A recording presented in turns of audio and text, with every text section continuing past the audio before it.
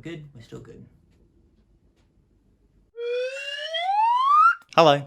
Towards the end of last year, I decided to make a video essay on 3 Jim Carrey movies that weirdly share the same plot. And over the course of the preceding months, I have subsequently lost my mind. I started writing the script for that video in November of 2024. I finished writing the script at the start of December. I recorded it around the middle of that month, and I spent the next couple weeks working on the edit. My goal originally was to post the video around Christmas Day, so that I could spend the holiday the same way I do every year, sitting alone in the corner of my room. But obviously standing here now, in whatever month it is, circa 2025 I hope, my plan didn't really go according to plan.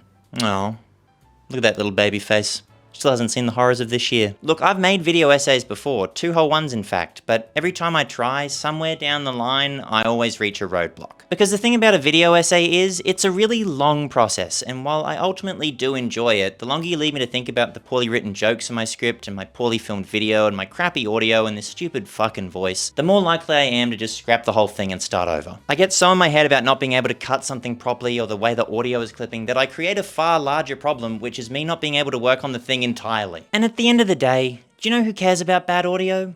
Fucking nerds. If the content is good, people will still watch, and more importantly, unless you're using a Nintendo DS to record yourself, it doesn't actually compromise the art you're making. You know who's one of my favorite YouTubers? Paul Platt. I only stumbled upon him recently, but I think he has a genuine talent for making video essays that are really compact, comprehensive, and interesting, while also being on topics that no one else is really talking about. I first stumbled upon him when I watched his video on how crowd work is taking over stand-up. Great video. Do you know what it doesn't feature though? A good mic. Do you want a realistic show about a group of people who can't find time to hang out anymore? No. Shut up. It's disgusting, but who gives a shit really? He knows that, and he's making a funny joke out of it. Look, and look at me. Plagiarism. I'm getting sidetracked. The point is, there's something in my brain where if I lose momentum and start to overanalyze the thing I'm working on, I will scarcely be able to look at it ever again. And I know I'm not alone in that, but maybe just to make you feel a bit better about yourself. It was my goal to have this video done by Christmas of 2024, and I worked on it pretty tirelessly up until the 24th of December, at which point I realized that was going to be impossible and I gave up entirely. And you know what? I'm pretty sure it's not even that bad. And yeah, I might look back on it and think some of the jokes are cringe and the audio's a bit shit, but at the end of the day, if I finish it, I will be proud of it. That's what happened with the other 2 videos I've uploaded. I'm another one of those extra virgin olive oil types who never really grew out of his 5-year-old obsession with them swashbuckling seafarers. Actually, I take that back, that guy can die. So why have this massive preamble at the start of the video? Well, brevity has never really been a strength of mine for a start, but ultimately it's because I have accepted that I am presently incapable of finishing the video about Jim Carrey movies I started oh so many months ago. At least the way I originally intended. You see, a fun fact about me is that I watched too much Community when I was 15, so a core tenet of my personality is being needlessly self-aware to the point of it being an actual diagnosable problem. What that means is that I should probably go and see a therapist. But also, I think I will be able to finish this video essay if it's no longer a video essay about Jim Carrey movies, and is instead a video essay critiquing my own video essay on Jim Carrey movies. So as much as it pains me to do it, I'm gonna hit play on this stupid cursed file on my computer and you're gonna sit and listen to it. And occasionally, me from now might pop up to acknowledge some of its flaws, critique it a little bit. Is this healthy? Who knows, but I know back then I sure wasn't.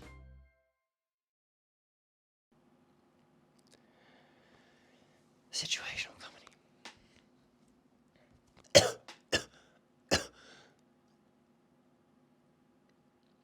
Hello, my name's Itopher, and today I'm going to be talking about comedy films in which the protagonist faces an unusual circumstance. My circumstance at the moment is that I'm sick. It's fine. I feel so good. The situational comedy. Sitcom for short, it's a staple of popular television and it all revolves around a very simple premise. A situation that informs comedy. Brooklyn Nine-Nine. Comedy in a police precinct. Parks and Rec. Comedy in local government. Friends. Comedy in a Chandler Bing world. It's such a broad premise that you could almost define any comedy show as a sitcom, but still, you know them when you see them. There's some common characteristics. Ensemble casts, recurring characters and locations, sometimes there's a laugh track, sometimes there's a young Sheldon, you get the picture. But what I've always found curious is there's no movie equivalent. Typically, if we're talking about a situational comedy on the big screen, we just call it a comedy. Why is that? Why have a particular distinction for television and not for film? There are a lot of different comedies in film, and while there's certainly some distinctions, like rom-coms and black comedies, it's always been weird to me that the sitcom doesn't really have an equivalent. Enter what I'm dubbing the circumstantial comedy. Now, to all the fans of thesaurus.com out there, first off, sound off in the freaking discussion department. And secondly, you may be thinking that all I've done is use a synonym to change the name of sitcom, but the circcom, I assure you, is far different, my friend. You see, any old movie can't just get the circumstantial comedy label. Bad Neighbors is not a circcom. I'm assuming, I haven't seen it. No, for a movie to be classified as this genre, it has to fit my very specific definition. According to Oxford Dictionary, just go with it, the circumstantial comedy is a movie in which the protagonist learns a lesson through a strange circumstance and subsequently becomes a better person. If you're confused, I don't blame you. I didn't write the Oxford Dictionary, but hopefully my example might clear some things up. Groundhog Day! Pause. Alright, let's start by addressing the elephant in the room. Why does it say bum like the Brat album cover on the computer? I don't know.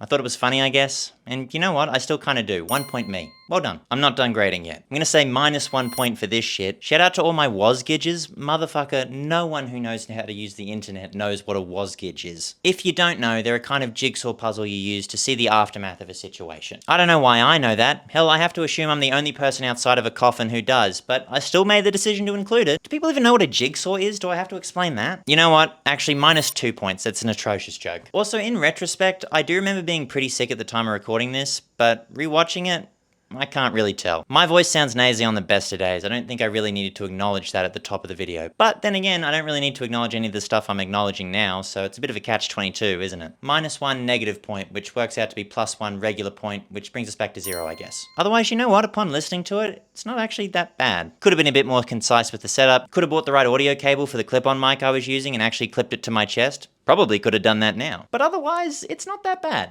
It's alright. The video was originally going to be called Jim Carrey and the Circumstantial Comedy, and I think thus far I've set up my imaginary term pretty well. So with that said, let's see what old mate has to say about this Groundhog Day movie. Get up and shake that hog out there! Groundhog Day is the ultimate circumstantial comedy. Just as I'd show someone Friends if they didn't know what a sitcom was, Groundhog Day is the movie that I think most simply and effectively depicts its genre. It's a movie so good that its title is literally synonymous with deja vu. Fans of thesaurus.com, turn up for past life experiences. Phil Connors is a real dickhead news reporter who's tasked with travelling to the town of Punxsutawney for the titular Groundhog Day to do a fluff piece on a groundhog who can predict the weather. He goes through the motions of the day, goes to bed, and wakes up the next morning forced to repeat the same day again. Sure enough, through a series of wacky hijinks, Phil Connors learns to be a better man and escapes this strange circumstance. It's a very simple and easy to understand premise that I think is done so much smarter than you'd expect. There are two things that I think are absolutely crucial to this story that in the hands of different filmmakers might have been left out. First, whereas most other circumstantial comedies, and particularly those in this little time loop subgenre, give a reason as to why the protagonist is stuck in this dilemma, Groundhog Day doesn't. This means that when Phil finally becomes a better person, he's doing it truly selflessly, rather than for some exterior motive. There's a great headache video on this concept, which I'll link down below.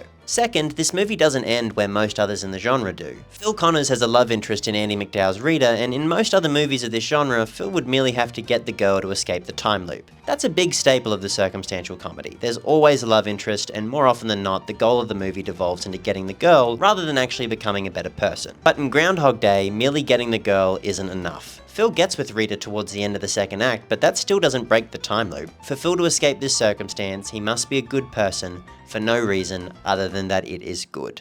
And you know what? At the end of the movie, he does get the girl, but the way I look at it, it's the result of him being a good person, not him trying to manipulate her. If we end at the second act, like most other movies in this genre do, we deprive ourselves of some of the best stuff in the movie, the stuff that makes it a 10 out of 10 for me. Take this scene where Phil discovers that an old homeless man is destined to die at the end of the day, and there's nothing he can do about it except show him a bit of love and compassion before he goes. That's something you'd only find in Groundhog Day, and that's why it perfectly encapsulates its genre. But while Groundhog Day is a great entree for a circumstantial comedy dinner, it's not the main event. Because while I believe Harold Ramis and Bill Murray might have kick-started the circom with Groundhog Day, they aren't the kings of the genre. No, if we want to look at the man who reigns supreme, we've got to take a look at Jim Carrey. Sorry, Jim, we'll get back to you later. Let me tell you a secret about this video. I think I kind of ultimately realized that I wanted to talk about Groundhog Day way more than I did in this section. The problem is, there's a million videos on Groundhog Day. Christopher Bingham is in the middle of making probably the most comprehensive series on the film that you could possibly make. And that headache video I mentioned is great. It pretty much just says what Past Me said, but better. Also, bold of me to assume I was gonna link something in the video description. That'll be the fucking day. Scroll down below to see my poor work ethic in full swing. Otherwise, apart from a callback to the acclaimed thesaurus head joke from the first section, one that will not happen again because comedy famously comes in twos. I don't know, I think this section's pretty good. No need to deduct points here. Actually, I'm feeling a little naughty, let's add one. Good job, past me.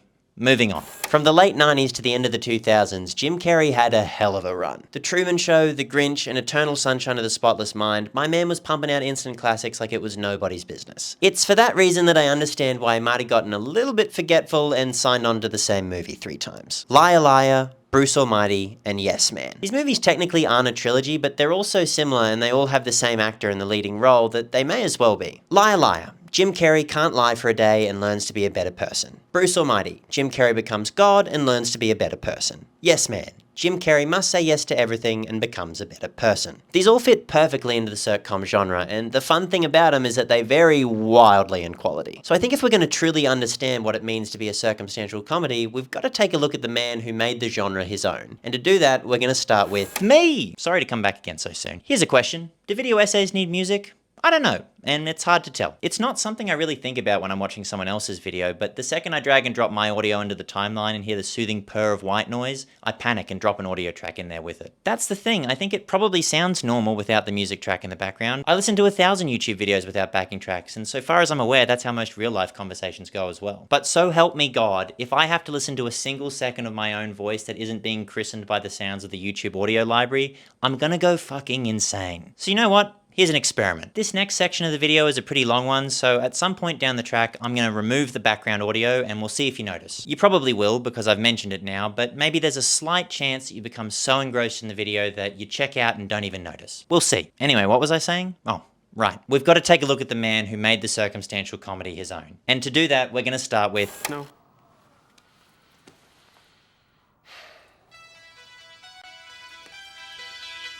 Yes Man's a pretty good movie. It's not perfect, but it's pretty good and it's a bit of fun. So what is Yes Man about? Well, we know how a circumstantial comedy works by now, but more specifically, this is the movie where Jim Carrey makes a promise to himself that he'll always say yes to every opportunity. And more specifically than that, this is the movie where Jim Carrey gets his dick sucked by an old lady with dentures. I'll get back to that. Carl Allen, the laziest name for a protagonist in recorded human history, is just your regular schmuck. He goes to work every day to his dead-end job, he blows off plans with his friends, and he spends far too much time daydreaming about his bitch ex-wife. He's just like me! His friends, Bradley Cooper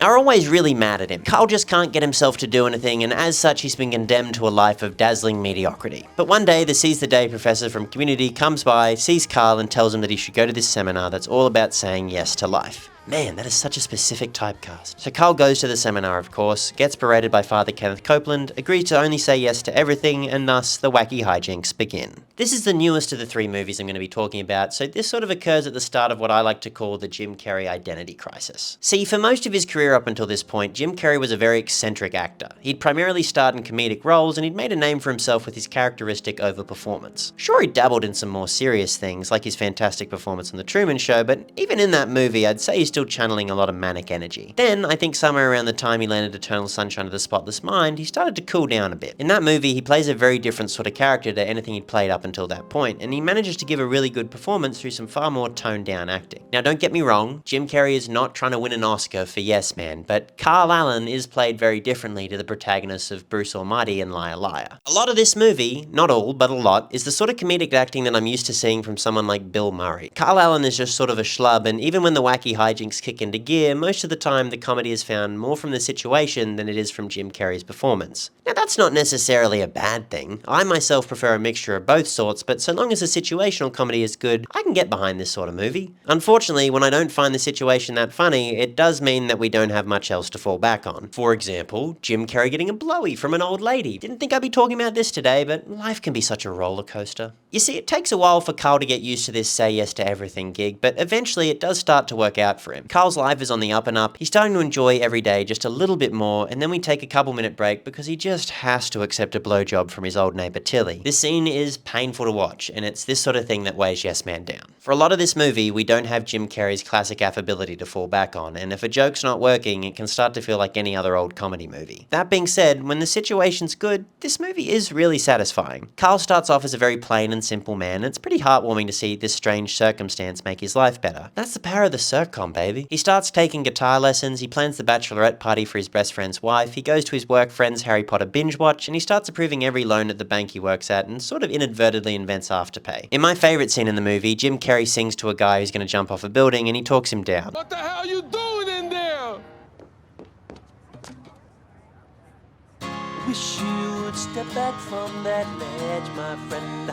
This scene is very corny and it's very cliche, but god damn it, it gets me in the feels. That being said, if you see someone who's going to try and kill themselves, don't try this. You're not Jim Carrey. You do not have his sauce. This will only end poorly. Now, apart from this being a movie about a guy becoming a better person, it does also suffer a bit from the love interest problem. Whereas something like Groundhog Day has the confidence to move beyond the love interest as a motivator, Yes Man unfortunately does not. Which is such a shame because I just think there's so many more angles you could take with this sort of story. I think Carl's circumstance on its own is motivation enough to make a movie out of, but we have to have our third act confession of love, so we're handed a subpar romance plot. When Carl decides to start saying yes, at first, it doesn't seem to work out well for him. He has to give a lift to a homeless man. Ugh, poverty. And when he does, his car breaks down, his phone runs out of charge, and he has to walk to the gas station to get fuel. It's there that we meet Zooey Deschanel, and oh my god, sparks are flying next to a fuel station too? That can't be safe. It's a fine romance. Its inclusion doesn't make me hate the movie. There are some nice moments. There's a scene where he goes and watches a weird little indie band, and it's cute, although I will say I don't really think there's much chemistry at all between the two actors. Their adventures are sweet, but like most of the time I just feel like Jim Carrey's hanging out with his daughter, not his girlfriend. The big turn right before the third act is that the love interest finds out that Carl has only been saying yes to everything because he has to, and that upsets her. You were married? Start talking, Carl, if that is your real name. We knew another Carl we weren't too crazy about, didn't we, Tweed? His name was Marks. So Carl chugs a couple Red Bulls, tells Miss Deschanel that he loves her, and they get back together again. Overall, Yes Man is fine. At its worst, it just sort of makes you zone out, and at its best, it's really charming, but overall, I just think it's missing something. I believe Jim Carrey's at his best when he's going all out, and while I've been glad to see that in recent years he's sort of returned to his old overacting roots, this movie's in the unfortunate position of falling right in the middle of a weird blip in his otherwise outstanding career. There are some good moments, sure, but apart from that scene with the guitar, I don't think this movie is doing much to stand out above its peers. The climactic finale is literally just Jim Carrey pestering Zooey Deschanel to love him again. I think for a movie in this genre to truly stand out, it needs to be a little bit more creative. It needs to do something a bit more with its concept, and it needs to go big. And frankly, there's nothing bigger than God. That's right, baby, we're tackling religion. Nah, not quite. I'm talking about...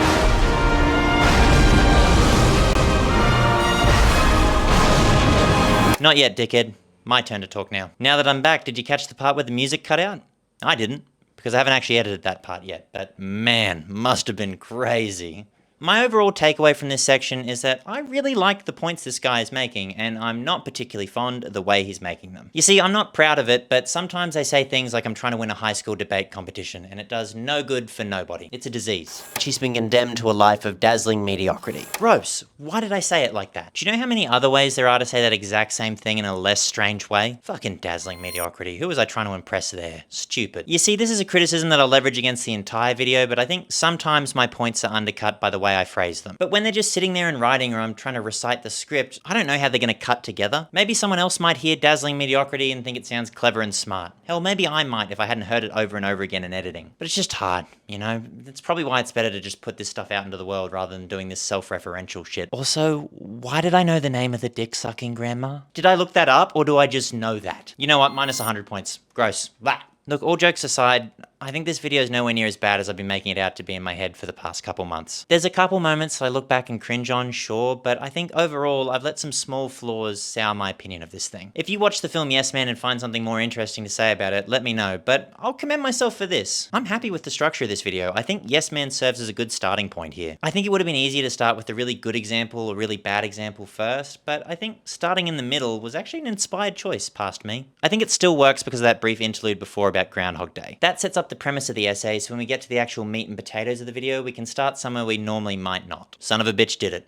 He can have 99 of those points back. I'm still holding on to 1 though. Otherwise, my only real constructive criticism would be that I kind of wish I'd talked about that part where Jim Carrey talks down the jumper a little bit more. I was embarrassed to admit this at the time, but that's one of my favorite scenes in a movie, and I think it kind of deserves a bit more of a spotlight. It's just a lot harder to talk about the things you like than it is the things you don't. In fact, there's a pretty big example of that coming up, so whatever the case, just go watch that scene. Oh, and finally, I'll add that probably the biggest flaw of this section is that I probably should have rewatched Yes Man before I recorded it. I realized in editing that some of the things I say about it are just flat out wrong. Mainly that part about it not having a big finish ending. It does have a big finish ending, I just kind of forgot about it because it's not that interesting. Anyway, we're moving on to the next section now, and I'm feeling pretty good. So let's see what I have to say about...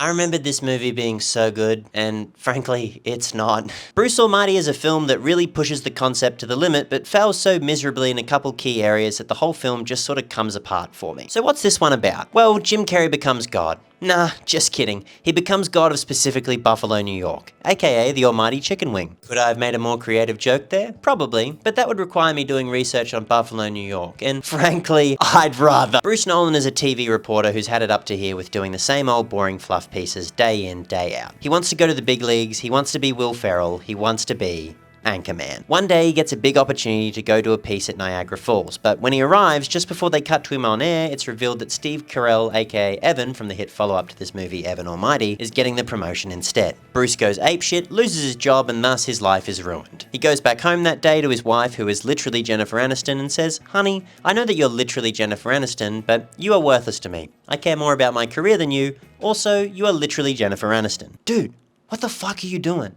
It's literally Jennifer Aniston. Anyway, she sticks around with him for some reason known only to God, who, speaking of which, hits Bruce up on the phone and is like, "Hey dog, what's up? Want to fill in for me?" Bruce gains the powers of God, and thus, the wacky hijinks ensue. I don't know if you watched this movie when you were younger, but I used to think this was the funniest shit I had ever seen. But now, all I can think of when I watch it is how terrible of a person Bruce Nolan is. I'm not kidding, when given the powers of God, the first thing he chooses to do of free will is blow wind up a woman's skirt so we can take a look at her ass. When you make a circumstantial comedy, you're towing a very fine line. The best movies in this genre are able to have the protagonist start out as a terrible person, but still not have them be so utterly unlikable that they become irredeemable. Bruce Almighty finds that line and then completely steps over it. Bruce Nolan is actually terrible. It's baffling to me that him and his wife are even a couple. He's so rude to her, he cares so much more about his career than he does her, and it's only after he really stuffs up that she finally walks out on him. Also, this brings me to the point that in a lot of these movies, the circumstance often has some ethically questionable implications. Even in Groundhog Day, there's certainly an argument to be made that Bill Murray shouldn't get the girl because he knows way more than he lets on. But personally, for me at least, I don't feel like that movie falls into this complete moral dilemma. But when given the powers of God, you do have to start asking some questions, like, oh, I don't know, is it okay for you to summon the power of the Father, the Son, and the Holy Spirit to pleasure your wife? I'll be out in a minute! Seriously, I swear I watched this movie long before I knew how sex worked. What the hell did I think was happening here? There are rules. He can't alter free will, which is good, but I'm not about to start handing out awards for the bare minimum. It's a shame because I think when it's not making 17th century moral philosophers roll over in their graves, this movie has some good hijinks in it. Parting the red soup? That's funny. Granting every person's prayers and having everyone keep winning the lottery? That's a good joke. A monkey coming out a guy's butt? Heck, that's just about the funniest thing I've ever seen. But all of that means nothing if the core premise of the movie isn't working for me. The second act ends with Bruce Nolan cheating on his wife, who, I will remind you, for the 5th time now, is literally Jennifer Aniston, and so she finally walks out on him. This is where we see Bruce finally get what he deserves, and you know what? This part is pretty good. Something that I somehow haven't mentioned already is that Morgan Freeman plays God in this movie, presumably the Catholic one, I guess, and the scenes between him and Bruce actually work pretty well. There are the bones of a good movie in here, and you see it in these scenes. I really like the way God is written. He's just kind of a cool old grandpa rather than some disembodied voice with the bass turned up. Also, he likes doing bits. If heaven is somehow real and I don't have to pay for my sins, God better be doing bits. How many now? 7.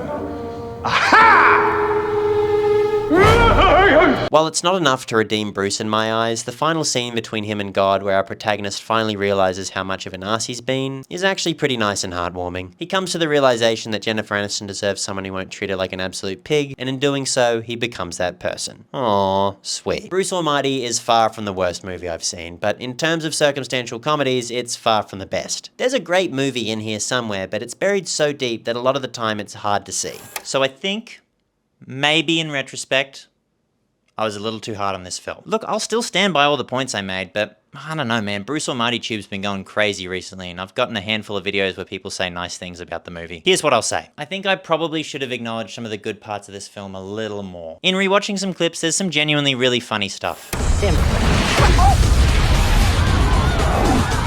that thought, Hazel!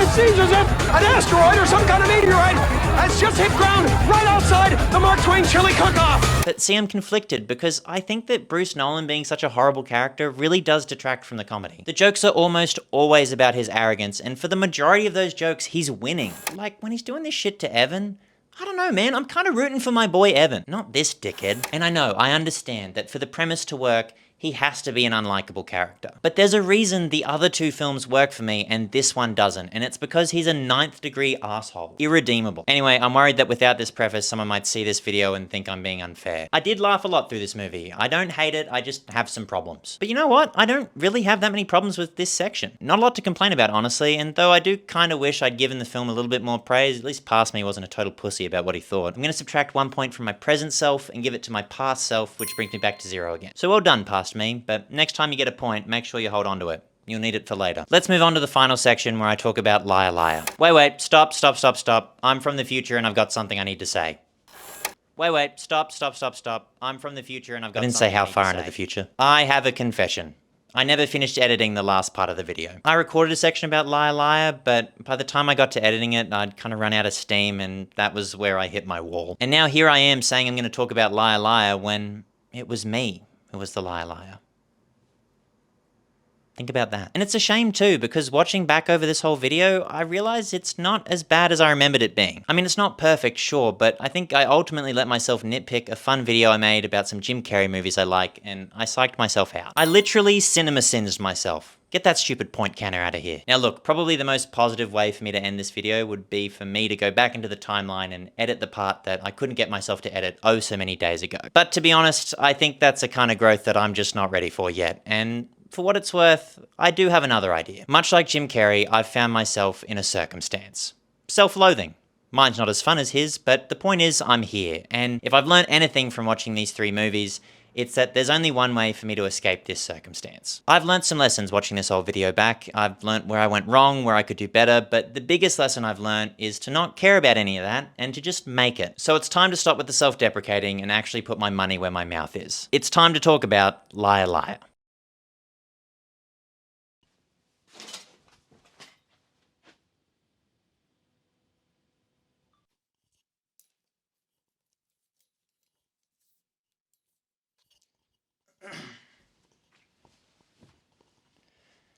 That's the come from Circumstantial, by the way. The circumstantial comedy has undergone a rapid decline in quality since 1998. And it's not even because they're bad now, it's just because they peaked in 97 and everything since then has been dog water by comparison. The film Liar Liar is perhaps beside Groundhog Day as what I would consider the pinnacle of the circumstantial comedy. It's everything that a film of this genre should be. It has an extremely tight script, a phenomenal lead performance, a character arc that is both believable and satisfying, and a premise that is explored completely in just 87 minutes of runtime. But what is it about? Well, Fletcher Reed is a dog of a lawyer, and an even worse father. We're shown that within the first 2 minutes of the film when he's late to pick up his son because he was too busy being congratulated on his perjury in court. Beautiful. See, Liar Liar is a little bit different to the sitcoms we've talked about already. It's actually really good. But also it's different because it doesn't revolve around a romantic relationship. Fletcher's motivation for change is his son Max. And look, the bad father sitcom has certainly carved a niche of its own over the years. It's a well-established trope to have a bad father learn a lesson through a comedic situation and subsequently resolve himself of all the therapy he's going to have to pay for down the line. But for one, it's only a trope because it's not common enough to be its own genre like a rom-com. For two, I think it's easy to connect with because most people have a a father or are a father's child. And for 3, it feels different to the other examples I've seen. The difference is that in Liar Liar, while Fletcher is not a good father, he could be. When him and his son Max are shown together, we see that they have a really sweet dynamic. The problem is just that Fletcher seems to put his work before his duty as a father. It's not the relationship, it's our protagonist's priorities. Compare that to something like the Santa Claus and I think you'll see the difference. I couldn't give 2 shits about Tim Allen and his son's relationship, probably because I've never seen the Santa Claus, but also because I think that these two actually have a really sweet dynamic. We aren't suffering from Bruce Almighty syndrome here. Fletcher is not a good man, but he has likable qualities, and he treats his ex-wife a bit better than Bruce treats his future one. Speaking of which, I thought Jennifer Aniston and Maura Tierney were the same person when I was a kid. Thought he had the same wife in 2 movies. But no, these are 2 different people. This is Maura Tierney, and this is literally Jennifer Aniston. So it's a little more unique to center the story around a father and son dynamic, but that's not the only thing that sets Liar Liar apart. I also think that this film explores its circumstance the most out of the 3 Jim Carrey circoms. Yes Man Circumstance is explored pretty well, but I just don't think saying yes to everything is really as interesting of a premise, and Bruce Almighty, I suppose, explores what it'd be like to be God in a fairly acceptable way, but that circumstance is hardly plot specific. I feel like you could do that story with a lot of other conflicts at the center. But Liar Liar is just a bit of simple yet effective writing, because how do you get an asshole like Fletcher Reed to believably change his ways? You make it so that he always has to tell the truth. After Fletcher blows off his son's birthday party so he can have sex with his boss, we get this absolutely heartbreaking scene in which an entire room of Max's friends and a bunch of their parents all look at him as he's about to blow out his candles and realize the only thing he wants for his birthday is for his father to be there. And he's not. Bruce Almighty, this is so bleak. Look, even the clown's sad. So Max makes a wish. He wishes that for just one day, his father couldn't tell a lie. And what do you know? For the final time this video, we have our circumstance. Is it good for you? I've had better. This is just a good premise. Fletcher has 2 competing interests, work and being a father. One of them is more crucial to him, and the other is more crucial to being a good person. One of them requires him to lie, and the other requires him to tell the truth. So the most believable way to get our character from point A to point B is to force him into a situation in which he has to see what the effect of his actions are when they're reversed. It's a tale as old as A Christmas Carol, although I'd argue I kind of like it better here because the protagonist is actually made an active player in the story. And speaking of the building blocks of this thing, the premise of not being able to lie obviously lends itself well to a story set largely in court, a place that famously revolves around telling the truth. Liar Liar goes back and forth between Fletcher trying to be a good father and Fletcher trying to be a good criminal. Lawyer. And this creates a steady rhythm that leads us right to a satisfying ending. And now, here's where my appraisal of this film becomes largely personal. If you disagree with some of the stuff I'm about to say, either A, keep it to yourself, or B, just focus on the stuff I said before. But with that said, I think this movie is way more funny than the other 2 Jim Carrey sitcoms we talked about. In fact, for me, it's not even close. For one, I think the jokes are just funnier. Most of the jokes in Bruce Almighty make me go, and most of the jokes in Yes Man make me go, except for one, which makes me go, huh. But Liar Liar? Man, this shit is good. Part of it is the writing. I think I just like the way this movie is written a bit better, but ultimately, I think most of it comes down to the performance at the center, because, oh man, is Jim Carrey giving it his all. I honestly believe this is the greatest comedic performance of all time. Truly, this is something else. What's wrong with me? I'm getting what I deserve. I'm reaping what I sow. Now, you're probably familiar with at least one of Jim Carrey's more zany performances. Maybe you've seen him play a sex pest, or a transphobe, or a cable guy, but in those roles, Jim Carrey's eccentricity is very much in line with the type of characters he's playing. It's not weird that these guys are weird. They're supposed to be. His stellar performance is icing on the cake in those movies. But you give this role a lawyer who can't lie to any other performer, maybe barring Robin Williams, and it would not be half as funny, because they'd just be playing a guy. Jim Carrey is a man possessed in this film. Literally, you can physically see his body trying to put out a lie and just being unable to. It's like 2 separate beings exist within this one person. It's insane. Perhaps the most infamous scene in the film involves Fletcher trying to prove to himself that he's still able to lie by trying to claim his blue pen is red. It's a great scene, but just to show you how his performance is elevating this stuff, let me just read the screenplay as it's written and then I'll play the clip back, okay? Don't panic. You can beat this. It's all a matter of willpower. All right, you can beat this. It's all a matter of willpower. The color of the pen is r-r-r-r-r-r. The color of this pen is the color of this pen is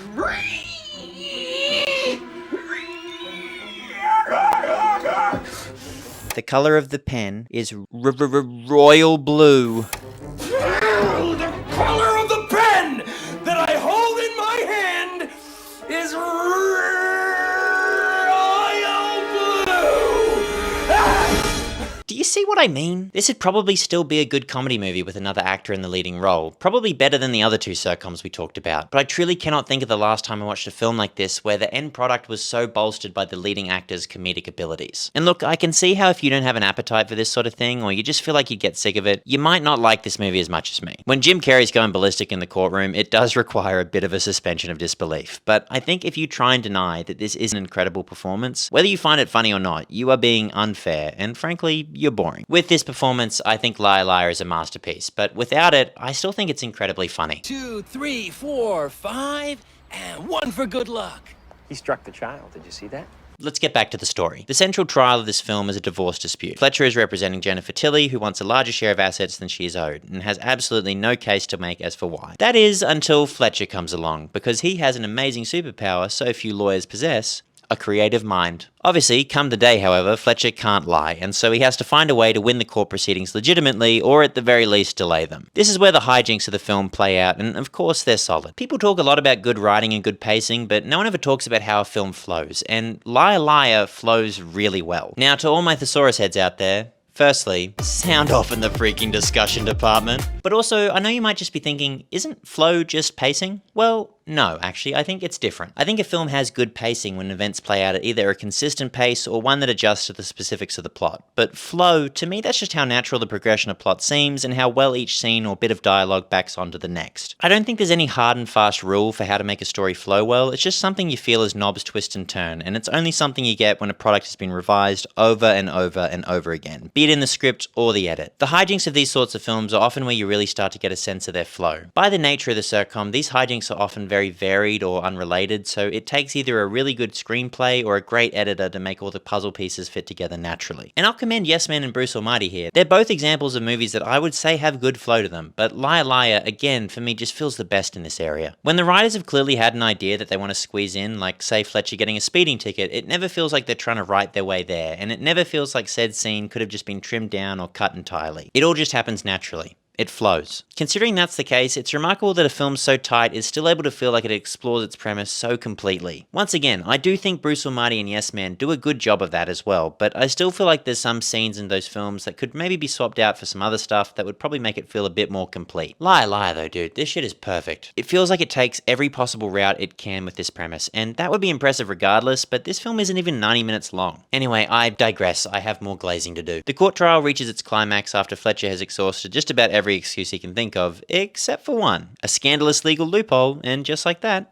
he wins the case. You might think going into this that because Fletcher is representing the side that is clearly more morally egregious, he's gonna lose. You know, it wouldn't be surprising if he was on the back foot for most of the movie until he finally is just about to win and then has the realization he needs to be a good person and that his son is more important. He starts giving a speech to the jury about the importance of family, and then it dawns on him about what he's been doing wrong, and he runs out of the courtroom to go and find his son. The end. But no. He wins. I'm not going to act like it's some big surprise, but that imaginary scene I came up with is exactly the sort of thing that would happen in Bruce Almighty or Yes Man. But Liar Liar is different though, because Fletcher already kind of knows that he's prioritizing the wrong things. We see that earlier in the movie with this little scene that I really like. But it matters to Max. Everything you do matters to Max, and everything you don't do. All right, now let me tell you something. I'm a bad father. I mean,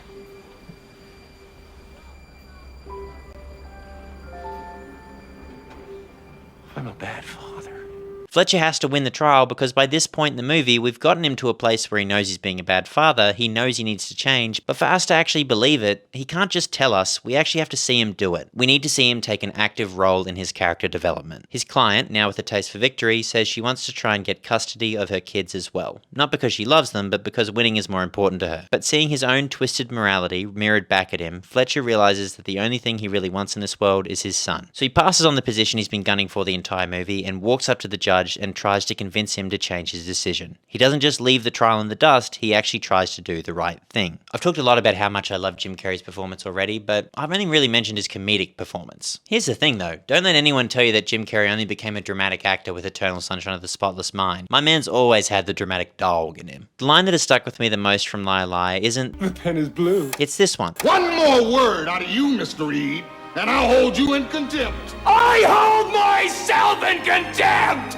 Why should you be any different? I hold myself in contempt. Look, Jim Carrey's an overactor. He is, but that's not a bad thing, because I don't think he's just yelling and making funny faces. That's what someone else would do with this line, but here, I think you really feel it, and that's thanks to him. Actually, that's thanks to him and the score. Something that makes this film so unique is that it doesn't have a single licensed song in it. The entire thing is just laid with this beautiful score that uses the same melody played differently to make both the comedic moments feel really frenetic and the sentimental ones feel really sweet. You know, it's like Up. Just to get across how good it is, I'm going to play a little bit of it over what I think is just the greatest album cover of all time.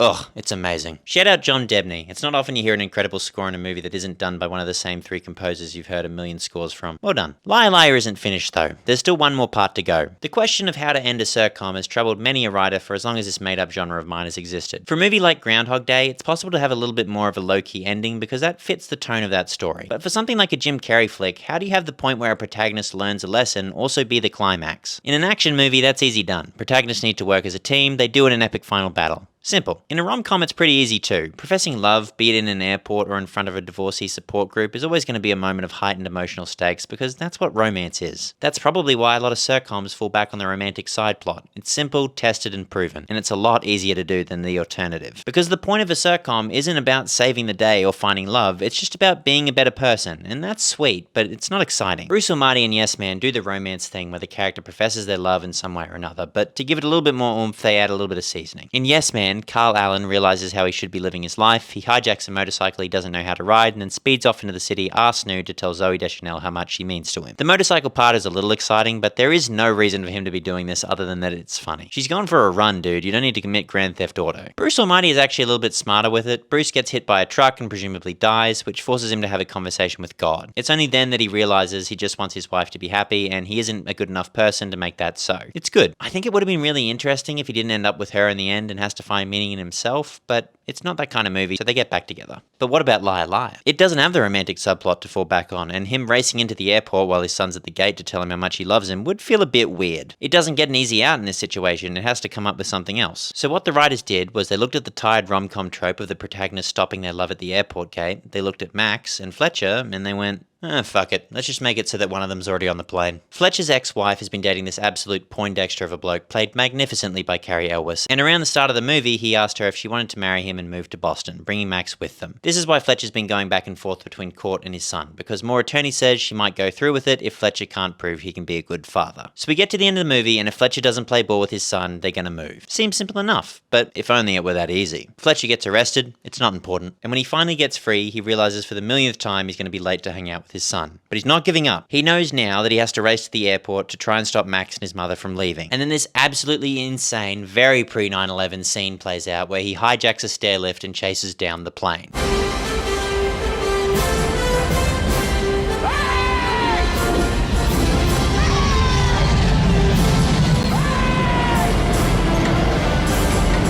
That's the power of the sitcom. That's what I've been talking about this whole time. Not only is this just an infinitely more exciting set piece than, say, Yes Man's motorbike chase, but there's actually a reason for him to be doing it. The result is an absolutely triumphant scene that ties the movie together beautifully. It's the equivalent of Marty McFly playing Johnny B. Good in Back to the Future. It's a victory lap. Jim Carrey reels it in for one last really sweet emotional moment where he tells the truth for the first time, not because he has to, but because he wants to, and just like that, it's a wrap on Liar Liar.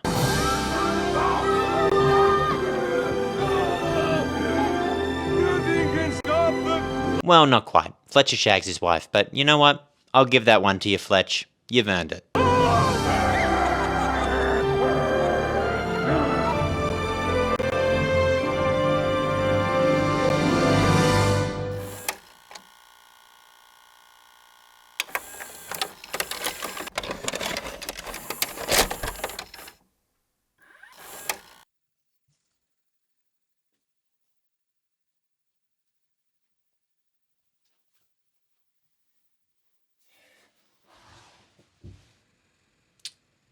So this isn't really the ending I wanted to be recording. Do you remember at the start of the video when I said it was originally my goal to get this video out by December 24th of last year? Well, I thought it would be a nice button end to get this video done exactly 1 year after I originally intended to, December 24th. Sitting here now, Christmas Day, looking at the half-edited file still sitting over there on my computer.